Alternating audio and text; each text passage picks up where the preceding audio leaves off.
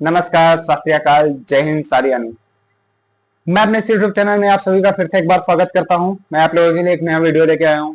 अगर आप एक पढ़ाई करने वाले स्टूडेंट हैं तो आपको विशेष रूप से ये सारी चीजें ध्यान देनी चाहिए कि आप तैयारी करते रहते हैं, पढ़ते रहते हैं, लगातार पढ़ते रहते हैं, लेकिन आपको सफलता नहीं मिलती है। आप उस चीजें से बहुत परेशान हो जाते हैं कि मैं इतने दिन से पढ़ाई कर रहा हूँ, मेहनत कर रहा हूँ, मुझे जॉब नहीं मिल रही है, मुझे नौकरी नहीं लग रही है, या आप कहीं की किसी चीजें में अपना पहचान नहीं बना पाते। तो इसके लिए मैं आपको ये वीडियो आपके लिए बहुत ही महत्वपूर्ण होने वाली है। तो चलिए मैं आपको बताता हूँ।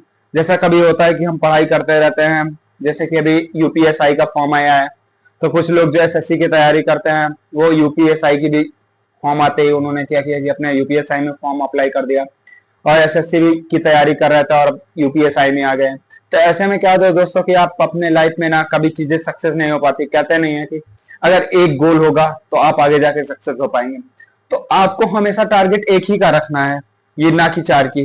अगर मान के चलिए आप एसएससी की तैयारी कर रहे हैं, इनके सभी यूपीएसआई की वैकेंसी आ गई या यूपीपी की वैकेंसी आ गई या एमटीएस की वैकेंसी आई, किसी चीज की वैकेंसी आ गई, तो आप क्या करते हैं कि डिस्ट्रैक्ट होकर आप उसमें फॉर्म अप्लाई कर देते हैं और क्या करते हैं उसका नोटिफिकेशन देके आप उस पर तैयारी करने लगते हैं। तो ये चीजें बिल्कुल भी नहीं होनी चाहिए, क्योंकि अगर आप एसएससी की तैयारी कर रहे हैं तो दोस्तों आप एसएससी का ही फॉर्म भरिए। मैं ये नहीं कहता कि आप एसएससी का ही फॉर्म भरिए, आप यूपीएसआई का ही फॉर्म भरिए, लेकिन जो आपकी तैयारी चल रही है सिर्फ आपको एसएससी का ही करना है, ना कि यूपीएसआई का।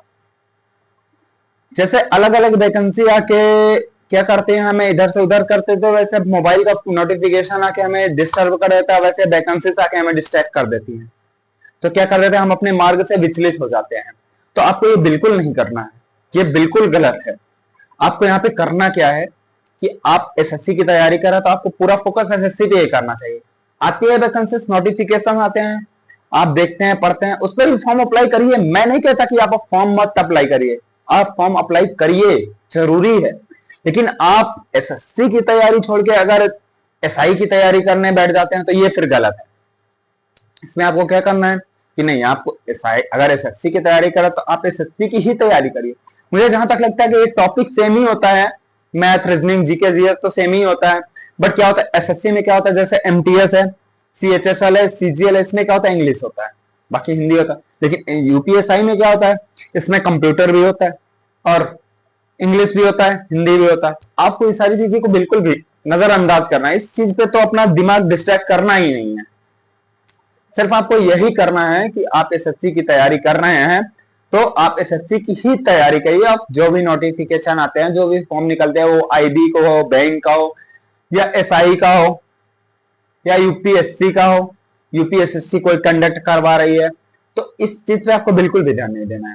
सिर्फ आपको एसएससी की ही तैयारी करना है। फॉर्म भरिए, फॉर्म भरिए, आप तैयारी करिए। अगर आप किसी भी एक फॉर्म को क्लियर कर लेते हैं, चाहे वो एमटीएस हो, सीजीएल हो, सीएचएसएल हो, जीडी हो, या कोई फोर्थ क्लास की वैकेंसी हो, आप उस पर अगर क्वालिफाई कर रहे थे, इसका मतलब कि आप आगे वैकेंसी के लिए एलिजिबल हो चुके। तो आप इस चीजों को विशेष रूप से ध्यान दीजिए कि तैयारी आपको फोकस एक ही करना है। रास्ते भले चार हो लेकिन आपका फोकस एक ही करना ही है। चल मेरी बात क्या माइक पे। तो गाइस, जैसा कि भाई ने बताया, आप लोगों ने सुना ही होगा, है ना। तो जो है मैं बताना चाह रहा हूँ कि भाई का जो बात हुआ, जो भाई ने बताया कि जैसा नोटिफिकेशन आता है, जैसा जो भी होता है ना, तो डिस्ट्रैक्शन डिस्ट्रैक्शन वो चीज होती है। अगर आप मैं मजे की बात नहीं कह रहा, मैं सीरियसली बता रहा हूँ, हर किसी लड़के की लाइफ में कोई ना कोई होता है। आदमी इस चक्कर में रहता है, मान लो पढ़ाई कर रहा है वो, हाँ नोट्स लिख रहा है, अचानक से मैसेज आया, वो फोन साइलेंट नहीं करके रखता, वो अचानक से मैसेज आया, वो तुरंत ही फोन की तरफ भगा, फोन चाहे यहाँ रख दो। है, फोन में एक ऑप्शन होता है डीएनडी मोड, डीएनडी मोड लगाओ और जो है फोन को भगाओ। डीएनडी मोड लगा दो, चार्जिंग पे लगा दो, कहीं भी कुछ भी कर लो, है ना। लेकिन कॉन्सेंट्रेट जो होता है, कॉन्सेंट्रेट, तुम एसएससी की तैयारी कर रहे हो, कुछ भी कर रहे हो, ट्रेड्समैन, बीएसएफ या आर्मी या डिफेंस, कुछ भी कर रहे हो, कुछ एनीथिंग, है ना, तो उस पे जो है आप ध्यान दो, कुछ भी करो, एक रास्ते पे जाओ। क्योंकि देखो, मैंने भी एक्सपीरियंस किया अच्छा था, मैं साइबर सिक्योरिटी पे भी एक्सपीरियंस किया हूँ, हाँ एआई एमएल अदर भी थिंग्स पे मैंने एक्सपीरियंस किया है, सॉफ्टवेयर वेब सीरीज सब मैं सब पे किया है, डिफेंस भी किया मेरा, हाँ अदर चीजें भी हुई है। मैं लेकिन मैं आप लोगों को वो बता रहा हूँ, हमारा भाई जो अभी आपको बता के गया, जो विमल सर थे वो आपको बता के गए हैं, हम मैं भी बता रहा हूँ जो एक्सपीरियंस है वही बता। अब मुझे पता है कि जिस हिसाब से हम लोग झेल के आए हैं अदर स्टूडेंट्स ना झेलें, है ना।